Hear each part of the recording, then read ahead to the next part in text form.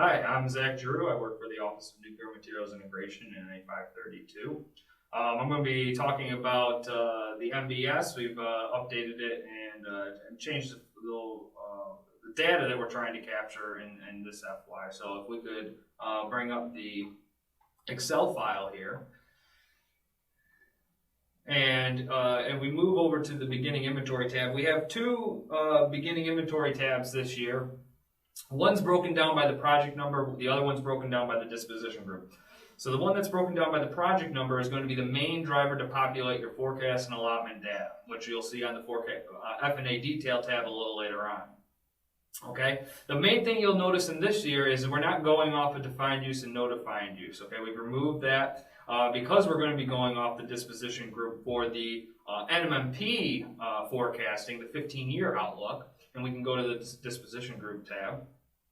Okay, and so this beginning inventory by disposition group and by project number are both going to be driven off of what your end of fiscal year 2020 NMIA data was, and that's going to be the start of your inventory. And then moving to the entries tab, you will then populate the entries over your 15-year outlook based on disposition group, based on the project number. The program will have to be populated, the material type, of course, and the weight type as well. Okay, you will be selecting a group in the column C, depending on what type of activity you're doing. So you could be doing procurement, you could be doing production run, you could be shipping, you could be receiving, discarding, whatever the case may be. A couple things you'll notice in the group tab is we've deleted all the holds categories. We've also deleted the transfers in and out of defined use and no defined use, which is self-explanatory since we're not doing that any longer.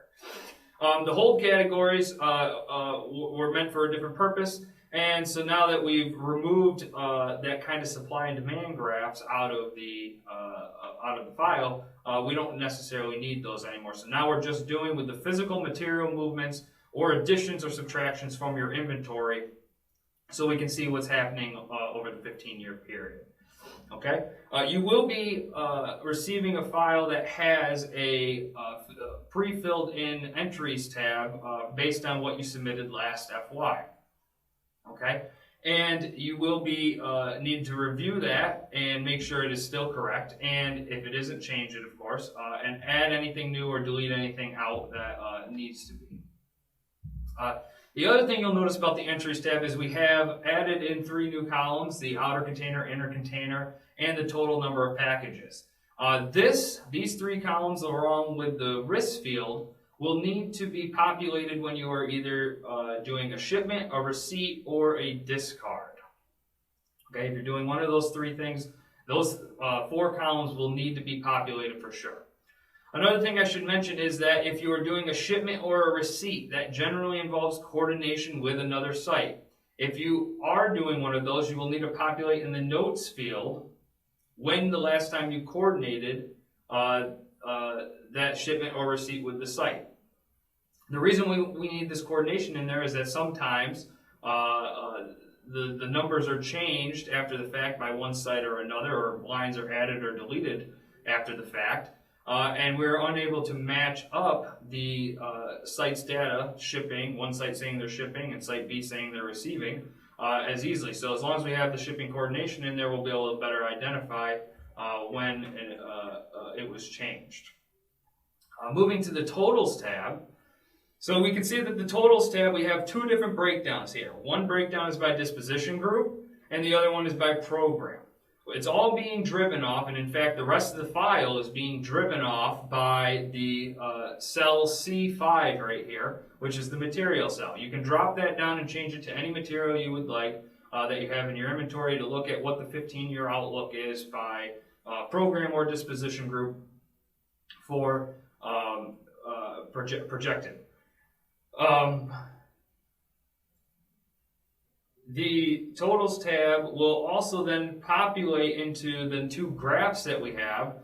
We have a graph, the material by disposition group graph. So this is an area graph that's going to stack each one of your disposition group inventories up to your total inventory for that material. And then we also have a material by program graph, which stacks your total your inventory by program up to your total inventory by for that material. The next tab is we have the master schedule tab. This is going to be where we get your receipts, your shipments, and your discards, and we'll be able to see all of them in one pivot table. It's not going to automatically populate for you. So what you're going to have to do is you're going to have to click inside the pivot table. So you'll have to click just click inside it on like one of the, yeah, sure. And then right click and hit the refresh button.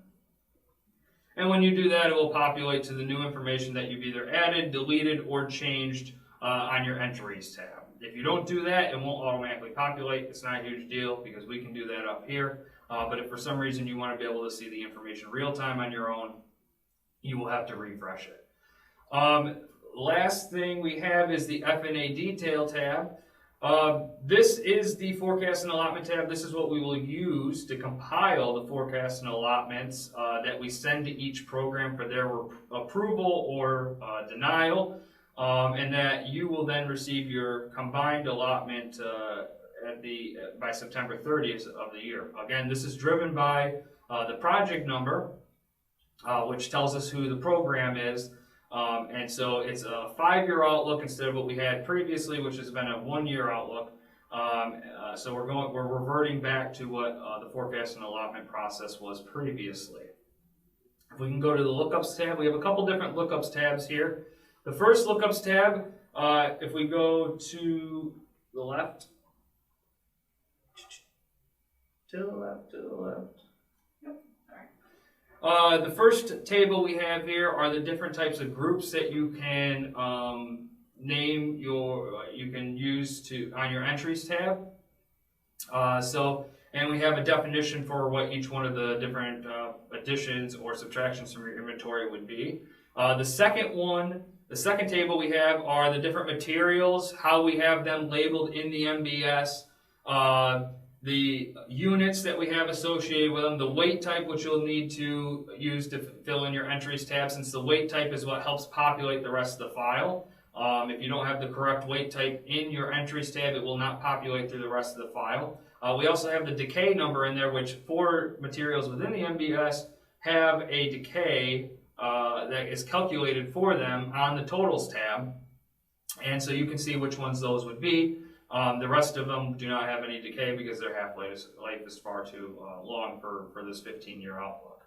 The last table we have here is kind of a program table. So their headquarters organization that's associated with the second and third digits within the project number, and that's how we calculate what headquarters office will be associated that owns the material based on the B&R code that is associated with them.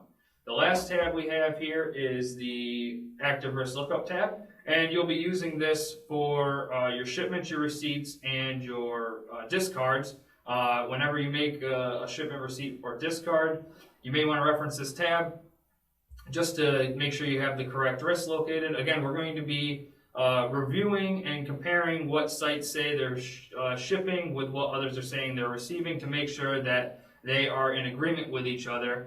We don't want Site A saying they're shipping material and Site B saying they're not receiving material, or vice versa, which will greatly impact what our numbers are saying.